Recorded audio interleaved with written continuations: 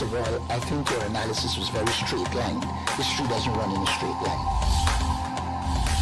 Kid, you cannot tell your neighbor he is stealing ducks when you are stealing funds. As High Commissioner, I was wrong. As Charandas Prasad, I reacted naturally how any person would have. I did not come here for that kind of abuse. I did not come here for that kind of abuse. If you're going to go down that road, I'll walk off. But it's all okay once they're talking. If they were talking, I could not have been here today. You got ADHD. I got that. Calm down. I think I've done enough in terms of taking our team out of trouble from losing. Tomorrow, Taylor. That's good.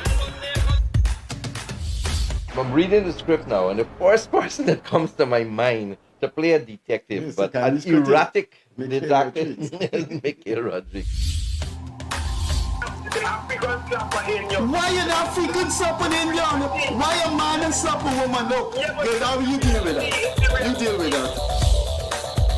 We must encourage platforms like this because it brings together different people and allows for discussions to take place in our country on a multiplicity of fundamental issues. Kingdom, you apologizing for something you think I did is wrong. I don't want you to do that, and you should not have done that.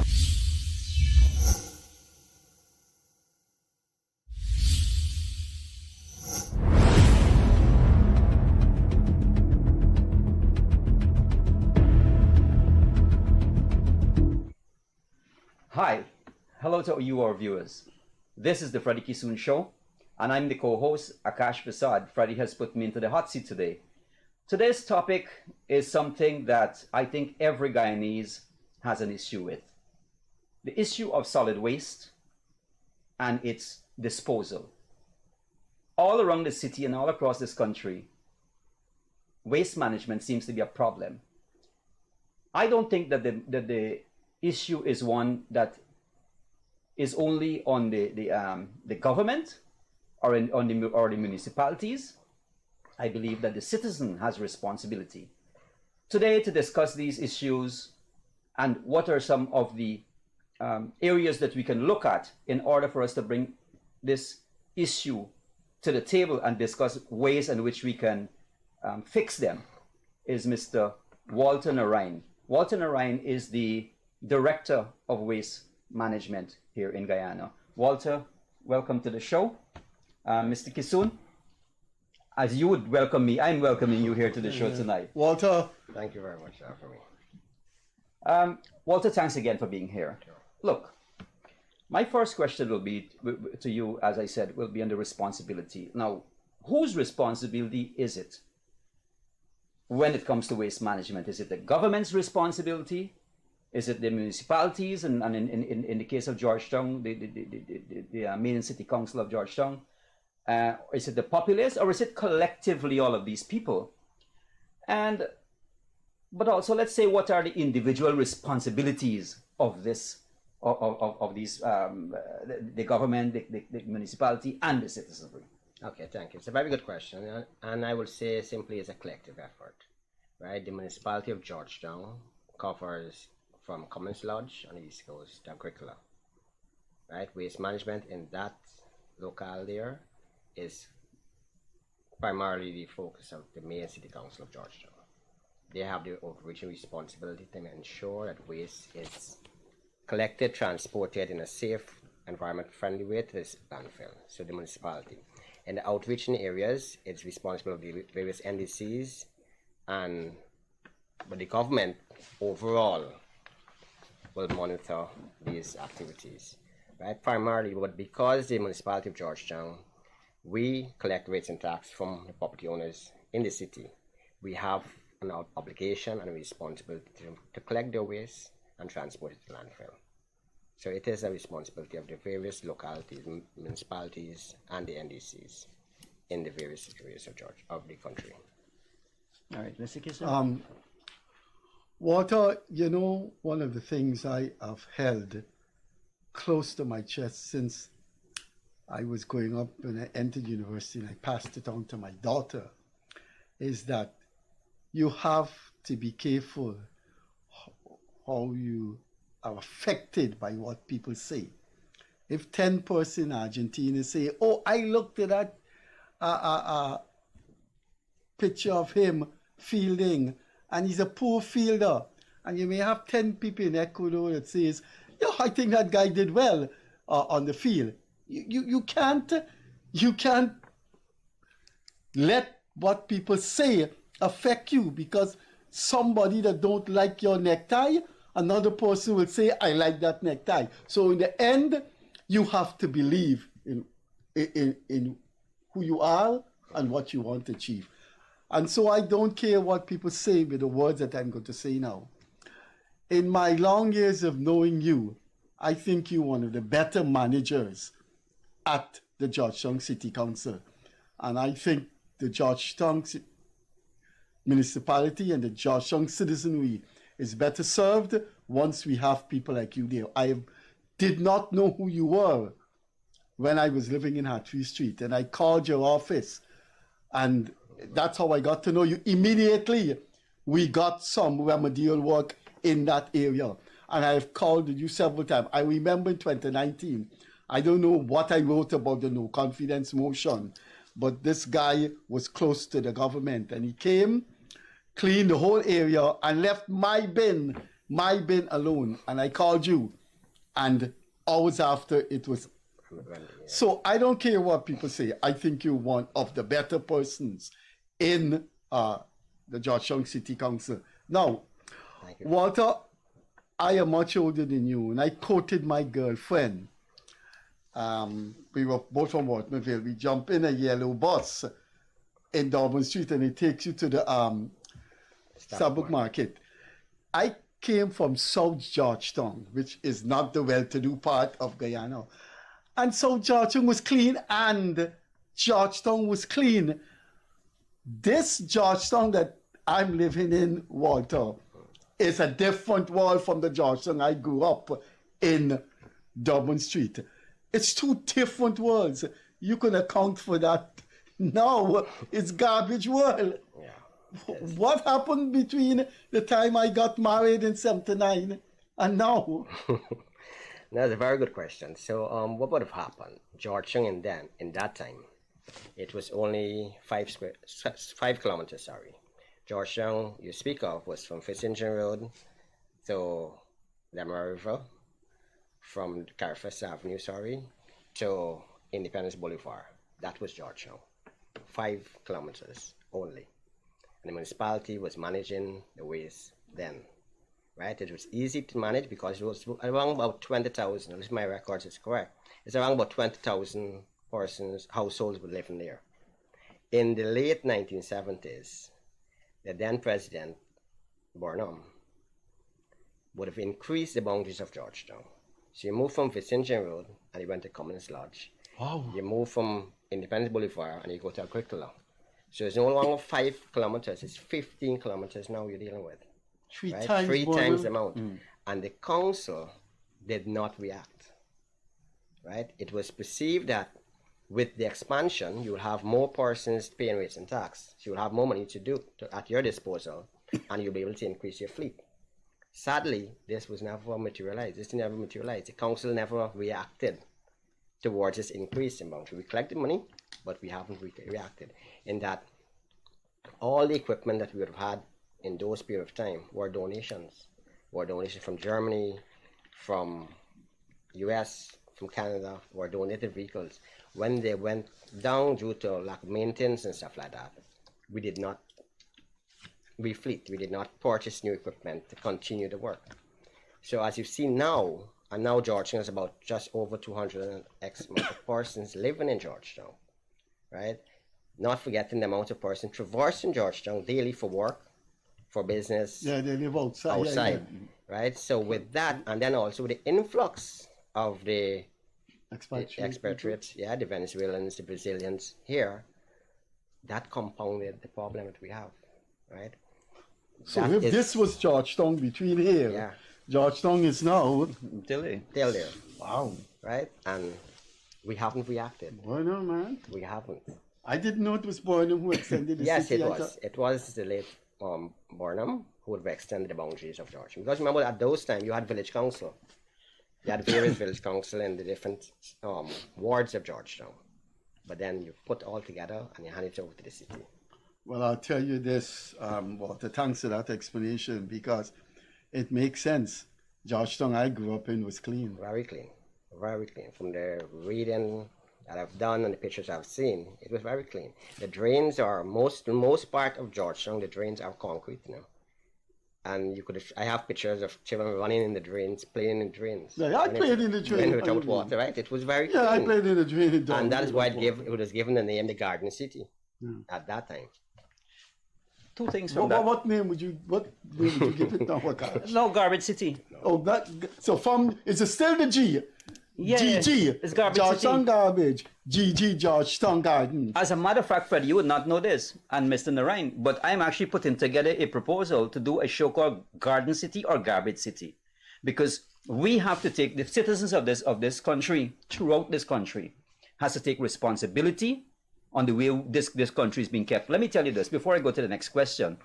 I'm from Wakenham. I never know it's garbage, but I was actually born on the Essequibo coast. So whenever I go to the Essequibo coast, I always come back and tell people, if you want to see clean, go to Essequibo. Now it's the same thing. Now, Walter, Transform. Two things. Burnham died before I even went into high school. Okay. That's a long time ago, and we've had that number of years to make an impact, and to we weren't prepared for it then, but it seems as we're not prepared for it up to now. What is causing that? And also, do you believe that garbage, this issue of littering, wanton littering, people just drinking a cool long and dash, do you believe that it's a culture now? It is. It has moved from a behavior to actually a culture, right? And to combat that, to correct that, we have to go to the schools. We have to go to the small ones. Like that. We have to go and teach them there. They will go back and they will be the change in their respective communities, respective homes, right? Because we have about 2 generations that is way gone. They're way gone. They haven't grown up in those times Mr. Kissoon was speaking of, right? So they haven't experienced that. And because they haven't experienced that, what they experienced, what they're growing up with, is what they continue to do. So it's not a behavior anymore, it's a culture. That's right. Right? You will hear a lot of people speaking about lack of receptacles around to throw your garbage. Fair enough, that is a very valid point. But I can take you down Main Street and the other avenues where you have receptacles. But the garbage is outside. Right? So that is where your problem is. You have to go back to grassroots. We have to go back. Parents also. Parents, I remember growing up, my parents were very, very strict. You couldn't throw anything anywhere. You were whipped for it, right? So it has to go back towards grassroots. You have to go back to the homes, to the schools, and also the religious leaders play a very pivotal role, right? You speak of God, and you know the saying, cleanliness is next to godliness. You speak about that in your various church, mandatory mosque. You speak about it. You see, continue speaking about these measures that needs to be taken. You will effect that change that we all want to see. It's tiresome. I'm telling you, it's very tiresome. Cleaning a heap today, and within 48 hours, 72 hours, you have another heap again. A bigger one. It's really troubling, right? So we need to fix that. And the only way to fix that is that we have to go through the school systems and the various other means to have grassroots changes. I agree with you that PSAs are important, but has the council embarked on on that sort of thing to go into the schools, to start doing programs, to sensitize people that, hey, look, the time has come. This country is on a trajectory. We are on an economical boom. We have so many people coming in this country from all over the world. Investors are coming here. Vloggers and all these social media influencers and so on are coming here. And when we want to, if we're going to showcase the future, that right here, right now, then we have to fix this problem. And what is being done? Good. So what we have done prior to COVID, right? I would have gone into the 28 primary schools across Georgetown. Okay. And I would teach them waste separation. And not only waste separation, but we're going to use the organic materials and I taught them to do composting, right? Wonderful. Because growing up, when I grew up, I remember agricultural science was a very, very big thing in your school curriculum, right? You had to plant your own, you were graded on it, on your bed, whatever you produce, but it's lacking right now. Where you grew up, man? Right? It's lacking right now, right? It's not there. If you go to the different schools now, you're not going to see a garden. You're not going to see anybody doing agriculture science anymore. Some schools are doing it, but it's only for SBAs. I'm talking about when you went to first form, second form, you were coming up with it. Okay. Right? So I taught them how to do composting. Sadly, COVID came and that stopped it. I haven't brought back a program back on board to get the council to go back into the school. Now, where you from?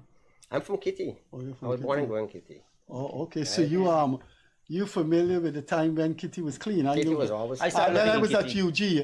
UG, my best friend lived in Bar Street, Kitty. So I was there. But Walter, people don't realize it. Georgetowners, not the rest of the country. People talk about the burden of being a minister because this country, is taking, going up, and there's so much to be done. But there's a lot of burden on you. You're in charge of waste. You're in charge of waste disposal. And when you go to camp on Church Street, when you go, this thing is ubiquitous. It is. So I wonder if you get any sleep. What time you wake up, you go to work, what time you leave work. Tough job, man. Because your job is even tougher than the mail. And I mean, you are the man, and you're in the front of this camera now, and people are all over the world looking at you. You're responsible for cleaning that thing at Camp and Church Street. You're in your car going west, and you look there, and there's a trench there. It's not a trench. Yeah, that's right. It's not a trench. Covered with plastic bottles. Covered with Plastic garbage. Plastic. So again, it was a change. Remember back, and I will always go back to the 60s, the 70s, the 80s coming up. You had glass bottles, right? You move from that to plastic bottles, cheaper, but the challenge with it, one of these PET bottles takes 99 years to fully decompose. So that's the problem. Bonham started the glass bottle factory, but it didn't took off. So Bonham had some vision. the other challenges that you have, right? You have many challenges, and one of this is, and we have to be fair, the inadequate collection of waste in the city. Right now, the council is providing a service once weekly to the various constituencies in Georgetown, right? Once weekly. Now, some constituency that is grossly inadequate, right? And because they have excess garbage, they're producing more garbage than the one collection. It gives birth towards indiscriminate dumping because they're not going to keep it there. They're going to pay some homeless person. They give them a small piece for the garbage and they go and dump it. Yeah, those business people. Right? The business people does it. The vendors does it too. Right? The vendors does it because most of the vendors are out of Georgetown. They do not live in Georgetown. They come here to conduct their businesses. When they finish in the evening, they give it to someone. The homeless man and $100. Now, shiny money. The business about that is that the faster he can dispose of this, he will get more business. Give him a Chinese food money. Not Chinese food, Fred. It's a different food you're gonna buy around the car now. A different kind of food. Yes? yes, exactly. Once you get the smoke, I kid you. I mean, let's be real on these programs, right? Let's be real. These are the things affecting us. No, but I was in Japan in 2015, and what they have done, they have incorporated those homeless people into part-time jobs. Thanks. They had them. They come in for a couple hours, and they do waste separation. At the end of it, they gotta pay, right? Something like that in a collaborative effort. It can't be municipality alone, but it has to be with the various other ministries, and something like that can be done. I know Dr. Vindia Persaud is very adamant about this, right? The homeless people, regardless of how much stress they give me on a daily basis, they are human beings too, right? They are human beings because they go into the bins, they go into the various areas for looking for food. Now, when they go into these bins, they tumble, they find something useful, Not And the garbage. all I see over. them. I see them do that all the time. All over. So all the time. that's You see all one of the biggest challenges we have is the homeless people. And every single day you have another person coming out. Right? You may have another person coming out, right, on the streets. Right? If you go by Regent Street, by the Border Cemetery there, they're lined up there. And they have a family out there right now. Man, wife, and child. You know, when I hear this, I am so angry at people who in this country, people who should be in the madhouse, saying leave the oil in the ground. Do you know at one time, Paris municipality every night from 1 o'clock in the morning used to clean Paris. They have the money to do that.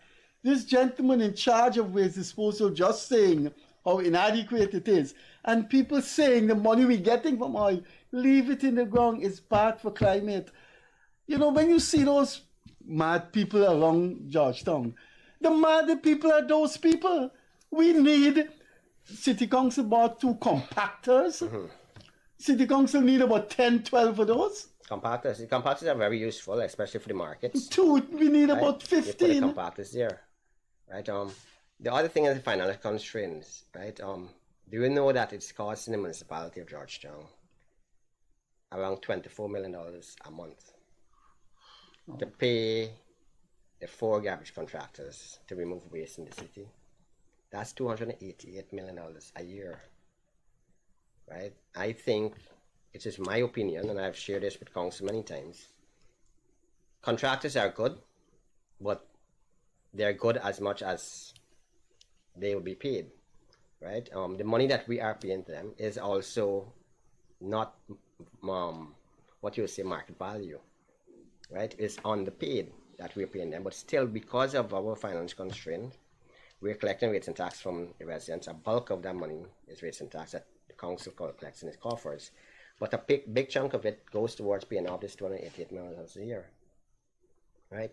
I am saying to council, look within, and rather than paying this $288 million a year, you can every quarter or every half year, you buy 1 truck.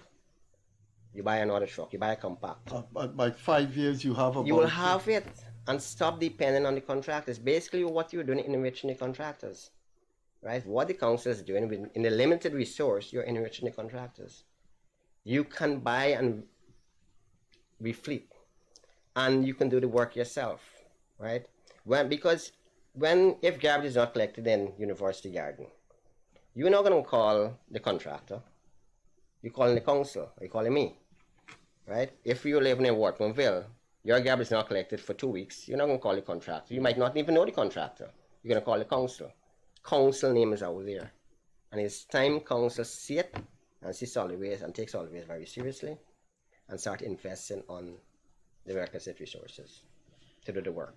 Walter, you touched on something very, very important just now that I've been thinking about it, you know, and the fact that everybody, it's not rocket science. That I believe that if there is a recycling plant or something like that set up in Georgia, for PET especially, I believe that those homeless people will be in a corner waiting for you to finish your Coca-Cola and say, "Can I have your bottle, please?" I look, the fact that there will be monetary rewards attached to this thing. You bring in a bag, they mash it up like they used to do with the cans before. And they bring it in one bag, weighs so much. You take it to this there are areas set up that you just take this plastic, because plastic is the big problem. And here I tell you why it's problem. Here what I realize: when did we ban styrofoam? 2015. You know. You don't see styrofoam anymore, and styrofoam used to be one of the biggest problems in this country because it flies all over the place and all that. So now we got plastic to deal with. We have to find a solution. You know what the French say? The more things change, the more they remain the same. I know. So it's single-use plastics is one of the challenges. Yeah. Not only the PET bottles, you have the straws. Plastic bag. The plastic bags. And again, and let's not kid ourselves, every home in Georgetown, there is a drawer filled with plastic bags. Yes. But how many of us, when we go into the supermarket, Carry the bag. take that back. Yeah. As You a can matter of bring home fact, more. if you buy pumpkin at the market, you get one bag for it, borrow for one. Yeah. Everything you buy, you get to somebody. You Okay, live so in. again, I'll give an example in Japan. I was in Japan. I went with the Guyanese mentality, of course. I went to the supermarket. I purchased all the items, bring it in the basket. And when she finished cashing it out, it was there. Way back there. I looking for the bag. No, you got to pay for the bag. Right? Yeah. I didn't have any money then, so I had to hook up everything and walk back to the hotel. Right? So measures like that needs to be done. Right? Measures like that needs to be done. The plastic bottle the plastic bags and stuff like that is all over the place. Every item. And like my good friend Harry Matai, right? And the other supermarket would have done so too. If you go into Matai's store, you would see he has this bags that you can buy. Massey store also have. You can shop those bags. Yeah, I have bought. And you can use that, reusable bags, right? Big Reduce back the from waste. Marseille, I have too. Yeah. But the big problem is that we are still doing landfilling in Guyana, right? We are still landfilling. A time will come, then you'll run out of space. So before that time birth itself or come around, we need to find measures to deal with waste in the city. And you speak of one thing about PET bottles. I am more adamant about composting. 50% of the waste generates in Georgetown. 50% is organic waste. Okay. And that's taken to landfill every single day and buried. That's money wasted. If you compose that, we have an abundance of farmers that are dependent right now on fertilizers. Right? And one of the big challenges for us to export our cash crop, even to Trinidad, to the Caribbean, is because we have to show that it's free from pesticides. And we can't do that. Right? So why not go organic? Why not convert this? It's sad when you go to Border Market, you go to Sabuk Market. Those farmers are coming from Haika, Canal, and Purika Bagdam, bringing the perishables down. What is unsold? They can't take it back home. And that is being dumped every single day. Right? So something that I'm also pushing in the council for us to compose in. I have signaled this about 3 years ago in council, 4 years ago, and we have not purchased the big thing you need is a shredder. You need to reduce the surface area of the organic materials so the bacteria can get to it. Right? So I have made contact with some colleagues in Canada, and they are willing to be part of it. So soon, very soon, a proposal will be coming to council. We will have a partnership, and composting will be something that will be conducted. Pass your paper there. Walter, you're in the middle of a drama that was both dramatic and facetious. Now listen to this. The mayor picked up a paper. The mayor picked up a letter and said, Walter Narine is hereby suspended. And then the town court said, no, the discipline letter has been rescinded. And the mayor said, but I don't have that, I don't see that. Why did they wanted to discipline you? Oh, it was, I noticed you and the council don't get along. No, but not really don't get along. They're picking you off. Not really. I mean, I have my way of doing things, and I sometimes don't have the patience, right? I don't have the patience for the long time things takes to get done. Something that can be done in 24 hours or less than that, it takes about 3 days. And I have a problem with that because we are servants to the citizenry of Georgetown, right? And we can't go with these foolish or fictitious or excuses to the residents that, oh, this is happening. This country, let me cut you, this country is a crazy country. You're one of the better ones at City Council. I say this unapologetically. And the mayor's reading a letter to suspend you for insubordination. The Georgetown City Council is one of the most insubordinate institutions in this country. All right, so that period of time, I think it's gone. The suspension was rescinded, and it never happened. So you were at the meeting when the mayor read your letter. No, I wasn't at the meeting. I wasn't at the meeting, but I knew of it. I knew of the incident, and again, these things play out itself every so often, and you will see different and I must say, the administration arm of council is a very talented set of people, brilliant people, right? Oh God, we don't see the brilliance. No, but they are brilliant. But again, I know the freedom to do your work, right? It's challenging to do that. It's challenging because you got to know what is right, what is politically right, and what's the best interest for the citizen. Me, I always go with the middle part. What is the best interest of the citizen? Right? That's why I find myself in some trouble sometimes. Right? But again, I'm doing something that the citizen deserves. But you're a wealthy man, though. The city council asked you to pay back $1 million. Where did you get the money from, Walter? That was 800. The man did a service. You have to read that story, Akash. Yeah. The city council garbage in the workshop. The man hired private contractor. They told the man the contractor did 2 days more than the contractor wasn't supposed to do. Pay for those 2 days. 900,000. Who gave you that money? No, I didn't pay. I didn't pay a cent on to now. And that was in the interest of this, because that's right. Again, you didn't pay? No, because again, I don't want to put council's laundry outside. But I didn't pay. Let's leave it as that, right? They had no reason to make me pay, right? It was public interest again. Yeah, I read the whole story. I said, when you're here, we will ask you. The truck was in the workshop. You can't leave it unattended. The garbage generates in the South Market area alone is about 14 tons a day. So how could you leave that an hour without collection, much less a day? So at the then time, I did speak to the town clerk at that time, and she did give consent to it. But then what she said, she didn't know it went longer than the 3 days. Come on, if the truck didn't come out of the workshop, it's obvious that the contract is working, right? So wait, Walter, stop. This contractor, whatever, let's call his name or whatever, the days that they're asking for payback that money, that contractor did work and did cleaning work. It is, yeah. So the city council was asking you from your own pocket to pay money back to the city council for the contractors cleaning up the city. They couldn't say to you, man, Walter, don't do that thing again. They were asking you to pay back $1 million. And those people expect us the citizen to embrace them. A man hired a truck. It go over 2 days to clean up because the city council truck was in the workshop. And they said you hired a contractor for 2 more days. But what did the contractor do for 2 more days? They were in their living room watching cricket? No, they were working.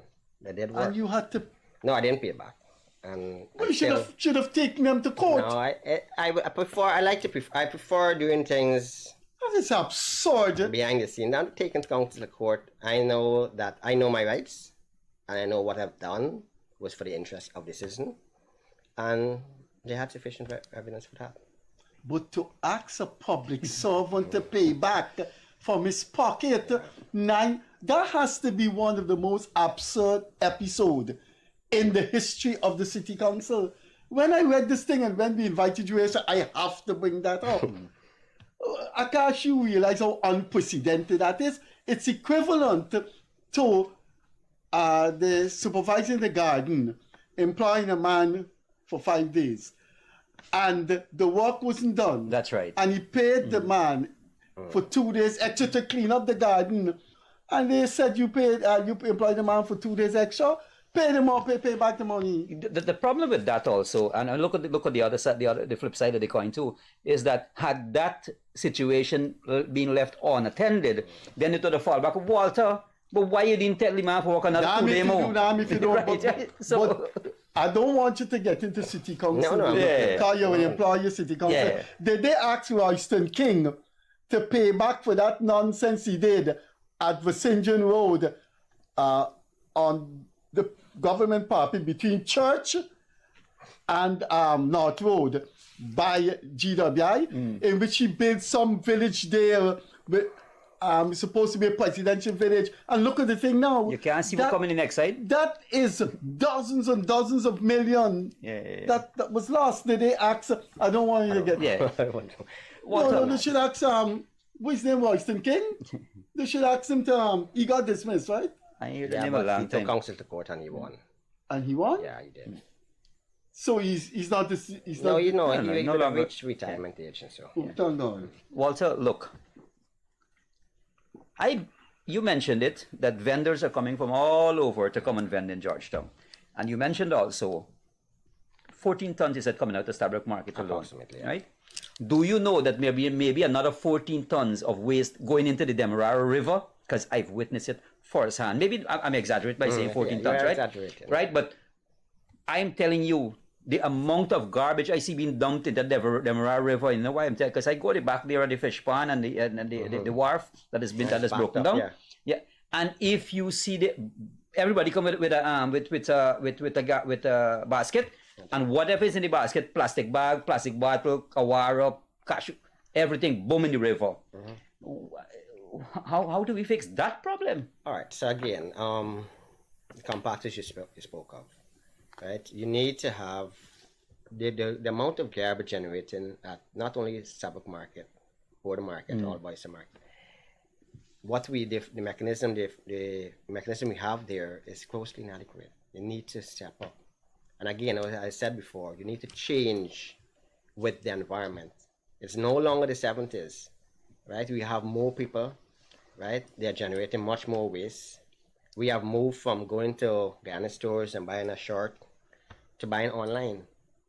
When you purchase online, what do you think that shirt is coming? Packaging. You have more waste, right? So the amount of vendors you have at Stabrook Market Bazaar there, right? The compactor where they can dispose the garbage in safely and environmentally is still at the back of Stabrook Market. It's way back. So the bazaar is here. I know the compactor is here. Between the bazaar and the right? and the fish You pond have there. the market staff who come around to collect waste, yes. But then the fastest way to them to do is give one of these persons in the market the social reject and they go and dump it. I like the word social reject. Now the entire bazaar, there were a period of time when those people in the middle in the bazaar, they were only allowed to sell a specific time.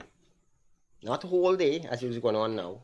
Oh, okay. They were only allowed to sell a specific time, then they had to pack up and leave, and you had a skip bin at the back there where they could dispose the waste, and then you tractor the whatever come and collect the skip bin and take it out. Now you can't put any bin at the back there because how are you getting access? So you have to regulate back those things to make it make sense, right? Because right now the vendors, again, we can hear about the social impact of the vendors and stuff like that, and whatever it is, the economical livelihood of these people that were selling, no problem, but they need to be regulated. They cannot be taken over, because when they do that, they're just leaving garbage all over the place. I haven't been to, because of the traffic in Georgetown. I don't know why they have so much traffic in Georgetown when Guyana is expanding, but for our viewers and people young, that place that was named Donkey City, you would know, because you're a high-level employee of the city council, historically that's where donkeys used to rest. Yeah. The carts. Yeah, that's where the donkey That's carts where the carts used to be. Yeah. So they still have the Friday vending there, the Friday afternoon vending. They still do, but sometimes they go beyond that. Right? They still have the evening, Thursday afternoon into Friday afternoon. Some Saturday morning, you still have them out there vending. Because I know there's a big, and after the vending's over, you have a whole set of garbage. Garbage. Yes. Garbage. Flies and man, the way it is being left, Freddie. By Donkey City there. Yes. Not only there alone, but you have other areas. All over the city where vending, Right? where The vendors vendors- No, are. but I know about Donkey Yeah. City. They have the garbage is being cleared, but again, it needs to be again regulated. There is a time, and after that time elapsed, then the cleaning crew moves in, clean. That's the ideal thing. That's something I am pushing for all the time. You need to have these things going on. You can't leave garbage till next morning. Or people continue to leave, like in Rob Street. Rob Street between Alexander to Border Street. Border Street, I know that. Those vendors Every there, day, right? Every especially day, whole Sunday. day, right? And what we're not looking at is the garbage. How are you getting access to the garbage? You remember Mike's Pharmacy? They closed down. They had to They had to close, down. yes. No access. They couldn't get access to the building because it's congested. So we need vendors are a stakeholder of council. We agree to that, but then they need to regulate it. They need to be regulated. They need to be structured approach in terms of just can't be all over the place. But I can't accept the erasure of the vending community. I think they're poor people. There has to be a meeting of minds. That they have to, the state has to provide all strata, all classes of society with some provision. Whatever wealth the state accumulate, it must go back to people. And there should be some either municipal or central government effort to be part of the cleaning up rather than saying, them vendors make a lot of a mess, man. We got to do away with vending. I just want to make it clear. No. I think vending, That is not my position. vendors should be protected. That is not my position. As I I said, know. they are a stakeholder, right? And they are different cleanup activity. The government has been playing their role since last year. The president himself came out many times now on national cleanup, right? And be part of this movement to clean, right? The council also have been cleaning. So we're not going to say, I'm not going to say we're going to erase vendors. No. I'm calling for a structured approach, right? And they need to be regulated in terms of times. They cannot be whole day, right? They cannot be allowed to sell whole day, whole night. Because when will the cleaning crew get in? You spoke about France, I think you said, when they come out in the morning. I'm not going to go so far, go to Suriname. At Suriname and St. Vincent, 4 o'clock in the morning, they're washing, 5 trucks are washing the roads. Oh, I didn't know that. Yeah, they do. They do. We need to have that back, but the only way we can do that is that we have to first accept that the vending is part of the society, right? We have to accept they are stakeholders of us, but we also have to let them know that there are provisions for them to be there, right? There have to be ways we can deal with this. It's not rocket science. Yeah, you mentioned Suriname, and I'll tell you this: Nikeri, for such a small little town, or that place is immaculately clean, Freddie. You don't see garbage in that place, and you know what? A lot of Guyanese living there. Yeah, so it's not a guy. They behave different. That's right. Yeah. Those people at the airport. At the airport, they start behaving different. When you went to hit the airport, you take the sweetie paper and you put it in your pocket. Right? Yeah. So that is why I'm saying it's disrespectful in many ways. It is very disrespectful. But it's a mental thing, man. It is. And we see again, not one of the constraints, lack of enforcement. Right? Lack of enforcement. Exactly. Right? There are the laws. The laws is very clear. $25,000 to a maximum of $500,000 for littering. But enforcement. Right? And enforcement from the city constabulary, the Ghana police force in their laws also speak about littering. The EPA, you have all the stakeholders, but then how much you can do? Right? But I hope when the police see that homeless man pushing the cart and they don't arrest him. It's a business place. Both parties. No, the law is very clear, right? The litter regulation is very clear. Both parties are accountable. The person who commit the act and the person who gave them the garbage. So you collect that person and they will point out who. We have done that before. But the person who actually gave the garbage, they're being charged higher, right? Because they know right away you giving a homeless person your garbage, he's not going to take it to a garbage bin. He's not going to take it to a compactor. He's going to dump it to the closest place. Walter, how do we then police the streets of Georgetown and by extension this country? But GT seems to be, the sore point here. Because as I said, I'm sad to say that Georgetown was the garden city, but I see it as garbage city because, and I'm sorry to say this, but it's a fact, and we have to deal with facts. How do we police the streets? What are your suggestions in policing the streets in order to bring this? Because I saw a video this morning on my phone where social rechecker like that man was rolling a bin for going dumping someone. A man take a broom, point a broom and dig some lash in here, and he carried back to where he bring it from. No, that's not right. Right. I'm saying. So how do we police it then? Yeah. All right. So it's simple. And again, I come back to the composting, right? I'll come back to your thing, Yeah, composting. Now, if you're producing, say, this amount of garbage, and it's a challenge for you as a municipality to manage it, and if you can encourage waste separation at home, it has to start from home, okay? And you have a facility set up in the city that you will do composting. Now, you as a resident at home, you have an option. You can take your organic materials to the site and be paid for it, or you will have people hunting your bin and collecting it from you to go because they get a reward. Right? It's a reward society, really. That's right. It has to be. Look at the scrap metals. They were back again, going back to the 60s and 70s. You have a whole mad... The city was engulfed in... The derelict vehicles. The derelict vehicle. Not only derelict vehicle, you had the spring beds. Right? Back in the days, you had spring beds. Spring beds around all over. But there is a viable market for it now, in this terms of scrap metal trade, and you don't find it around. Absolutely. You don't find it because the same homeless guys or the horse-driven carts, they load it up. They're driving through communities and calling, you have any old thing, and they're collecting it. So something like that needs to be done with the waste, right? And it starts with the organic. And you're producing something that is not only beneficial for you, but it's beneficial for our farmers. So if you're taking, and I'll give you a rough average, 150 tons of garbage a day, right? 150 tons or 200 tons of garbage a day to the landfill, and 100 tons of it is organic waste that you can make organic fertilizer with. Then what you take into the landfill now is only 100. So you're extending the lifeline of that landfill by taking half the waste to the landfill. True. You understand? And you don't have this amount of problem right now. You don't have this big problem right now.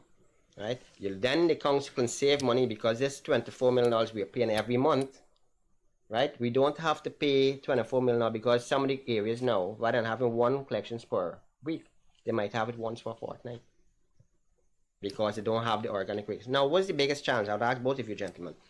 Your waste is not being collected. Why is that a problem to you?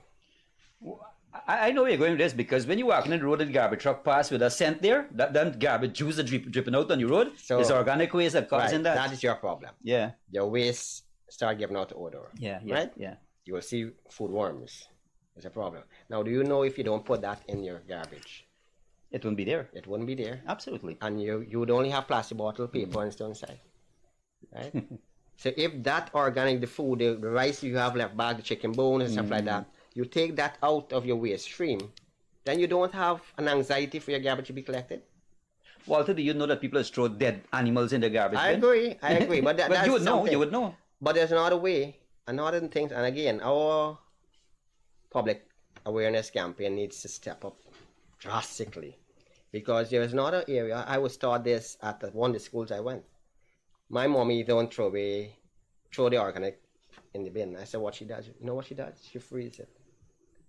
She put it in the bag, she put it in the freezer. And the day of collection, she take it out. And she puts it out. Yes. I know people do that with chicken scraps and fish scraps and so on, yes. Walter, when I was small, they used to burn garbage in that chimney. There was a guy, right? There was a guy named Chase. He was a close friend of my father. He used to call my father to tell us. And nowadays, we used to go and collect. My father used to go and collect condensed milk, corned beef, and used to burn in that chimney. That chimney, you know, we in Guyana are so disrespectful of our heritage. There is a heritage society run with state funds in which they preserve these things. For example, the old Mahaika Bridge. They wanted to scrap it and there was a U and a cry, and now you see it at the side. Yes. Walter, the Georgetown citizenry got its water originally from where the Indian Garden Monument is opposite. And there's nothing there to tell young Georgetowners that is where your grandparents got. What happened to that chimney in Princess Street? I first met you in your office in Princess Street. My office still there. Your office still there. Yeah, so it's a part of the structure is still there, right? A part of the... Oh, it's falling down? No, remember they had to, because remember there was a big cry when the incinerator was there, the residents, the close by residents and all boys from Charleston were affected by the suit and stuff like that, and then they had to dismantle it. So part of it is still left there, and I agree with you. The Heritage Society with council should move in. Part of it is still there. Yeah, preserve. You have part of the shoot is still there. They used to burn prohibited substance there. Everything. Oh, All the afterwards. hospital waste used to be burned. oh, everything used to be burned. The whole chimney, the It top was a and beautiful everything, setup, you know. Yeah. parts of it are gone, Gone, yeah. and you just have a remnant of it. there. Yeah, it's And about... it's not enclosed and preserved. No.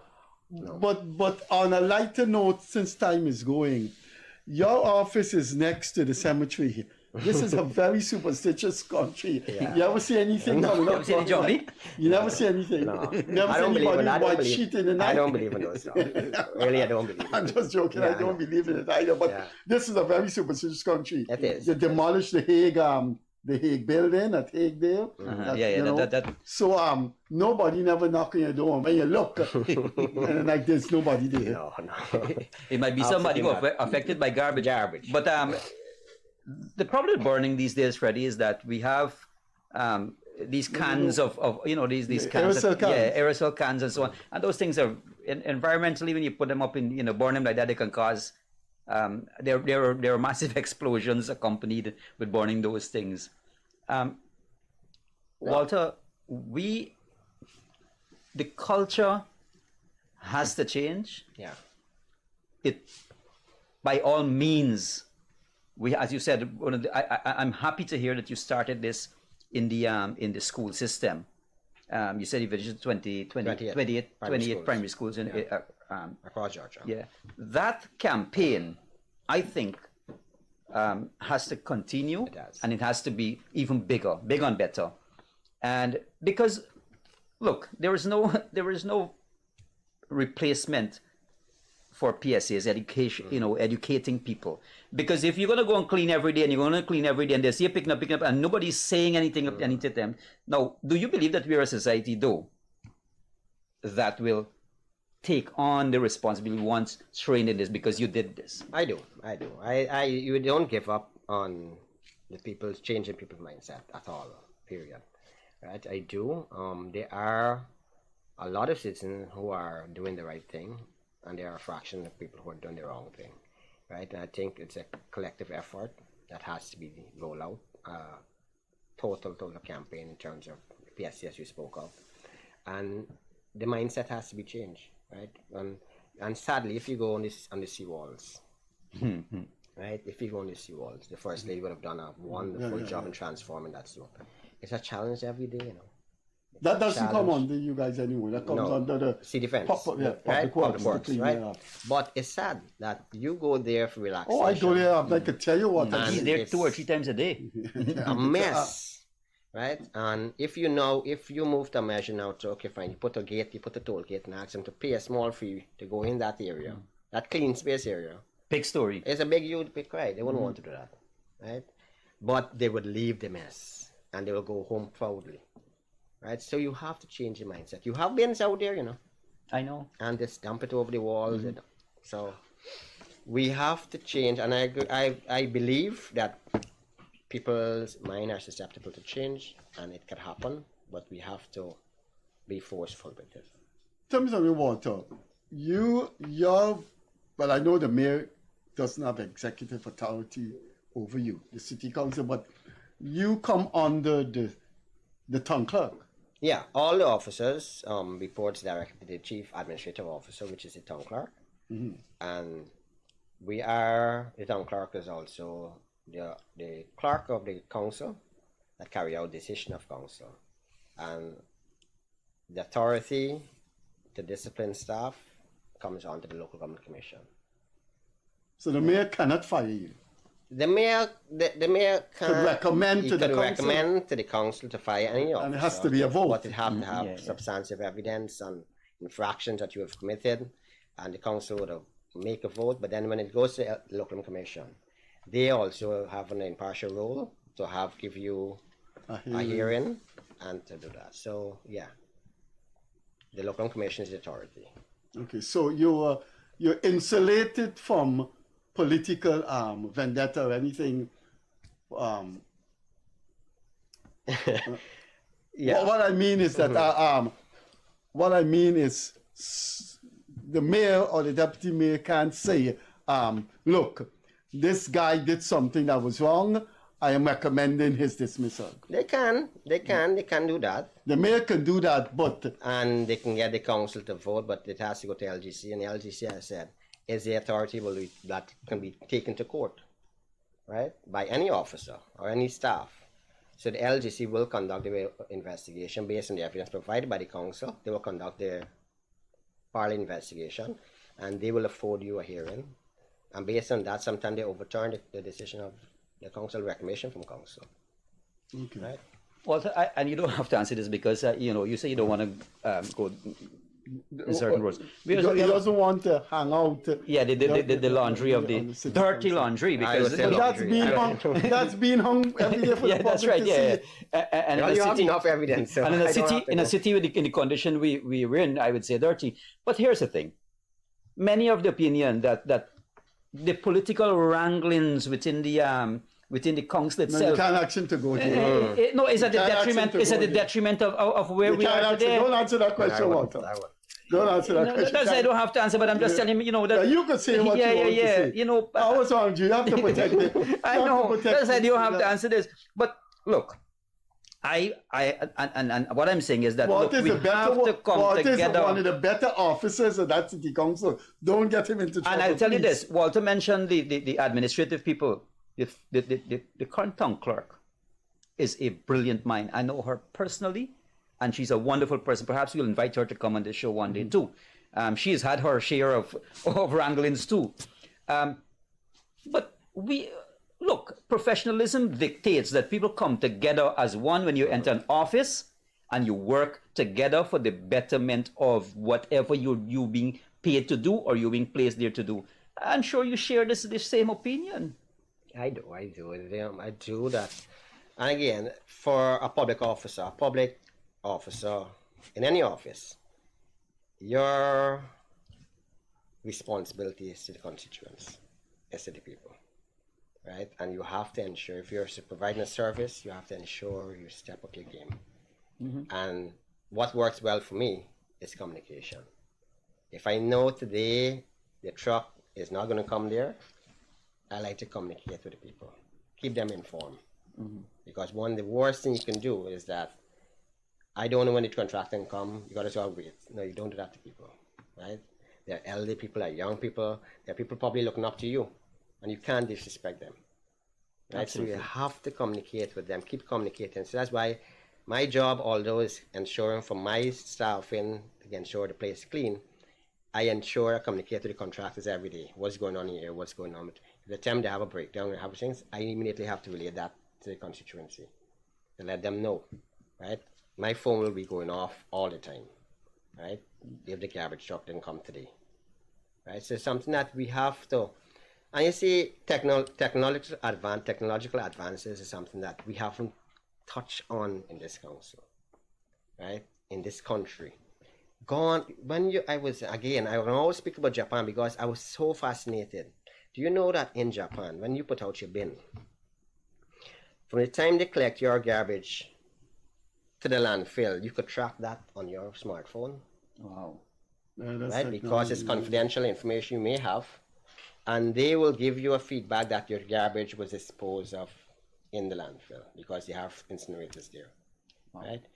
We could set up like that. We could have GPS in our trucks. In all trucks, you can have a room. You can just set up in your room, and you can have an operator there monitoring all the trucks where they are. So anybody call in, you can give them real-time information. Absolutely. You don't. The operated signal that we're running up to time. So, Mr. Kissoon, your final question, please. How much more time we have? We have about 3 minutes. Haig Bosch Yeah. has outlived. It's Not as yet. how many more Haig Bosch? I will have to check on it, but Haig Bosch Scientific Landfill. It was designed primarily to collect waste from Georgetown and some parts of Region 4. Right? Now it's... it's not Georgetown alone. No, it's not Georgetown alone. And now it's collecting garbage from Region 3. Region 3? Yeah.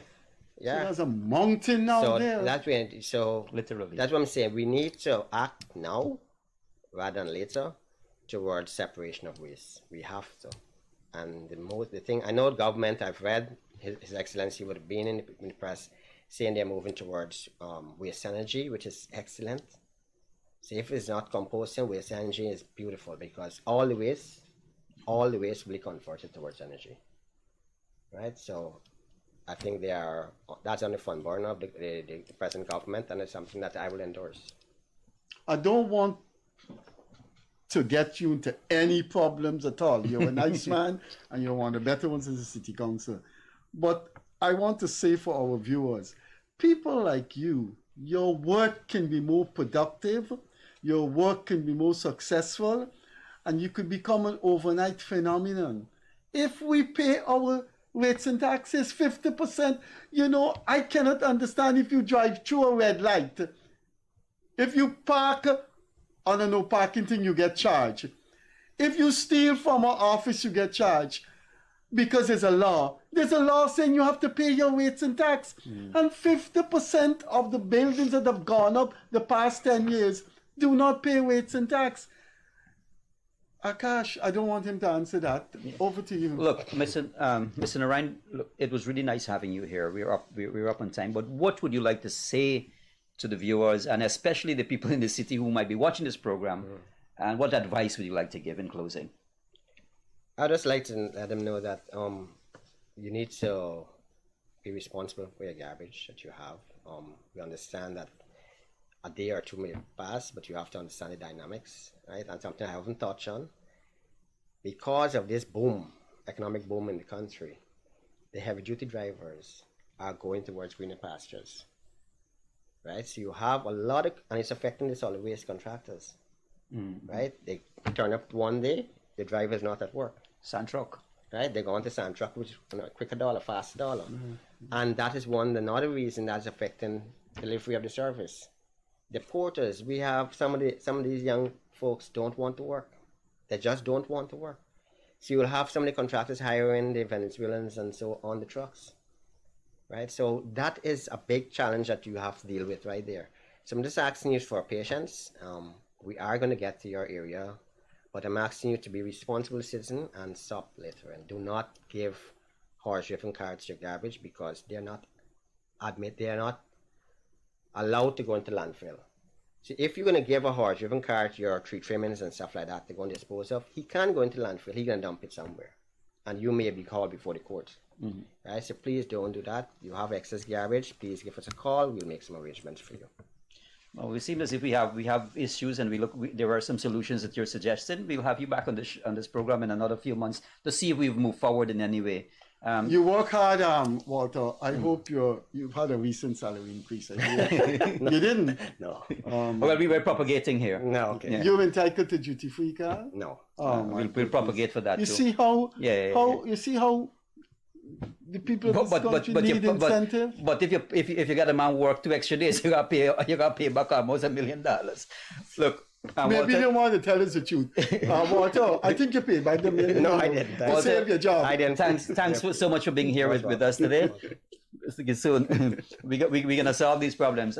Viewers, thank you so much for joining us. It was a wonderful conversation with Mr. Walter Narine, the Director of Solid Waste Management here in Guyana.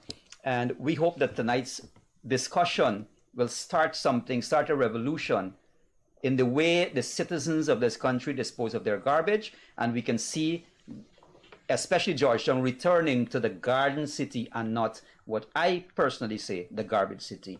Thank you so much for joining us. We'll see you soon again. And I want to say that be very careful on the road. Too many accidents. Have a safe one, everybody.